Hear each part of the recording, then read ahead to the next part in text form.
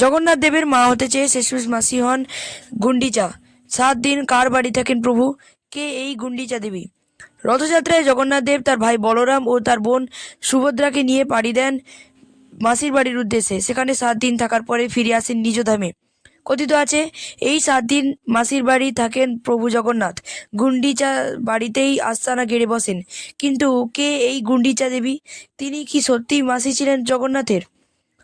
এর উত্তর জানতে হলে পৌঁছে যেতে হবে জগন্নাথের উদ্ভব কাহিনীতে।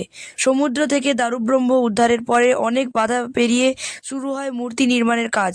কিন্তু প্রথমে পাওয়া যাচ্ছিল না শিল্পীকে। বহু পরে একজন শিল্পী নিজেই এসেই দায়িত্ব নেন মূর্তি করার। কিন্তু তার শর্ত ছিল মূর্তি করার সময় মন্দিরের প্রধান দ্বার বন্ধ থাকবে।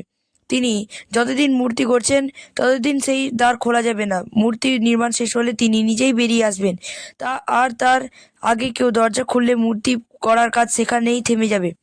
এই প্রস্তাবে ওড়িশার রাজা ইন্দ্রদুম্ন রাজি হলে শুরু হয় মূর্তি করার কাজ। রাজা শর্ত মেনে নিলেও ইন্দ্রদুম্নের পত্নী গুন্ডিচা কিছুতেই স্বস্তি পাচ্ছিলেন না। বেশ কিছুদিন যাওয়ার পরে তিনি মন্দিরের কাছে গিয়ে বোঝার চেষ্টা করেন ভেতরে আদৌ মূর্তি নির্মাণ হচ্ছে কিনা। তিনি রাজাকে অনুরোধ করেন দরজা খোলার জন্য, কিন্তু রাজা রাজি না হলে রানী নিজেই দরজা খোলেন।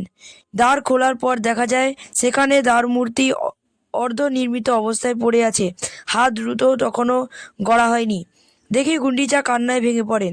পরে নারদ এসে বলেন এসবই প্রভুর লীলা। তিনি অনুরোধ করেন প্রভু যেন তার ঘরে জন্ম নেন ও তার ঘরে আসেন। জগন্নাথ দেব গুন্ডিচার প্রার্থনা রাখেন। তিনি তার ঘরে জন্ম না নিলেও মাতৃপ্রতিম মাসির বাড়িতে 7 দিনের জন্য আসেন। আপনি কি এগুলি জানতেন? কমেন্টে লিখে জানাবেন।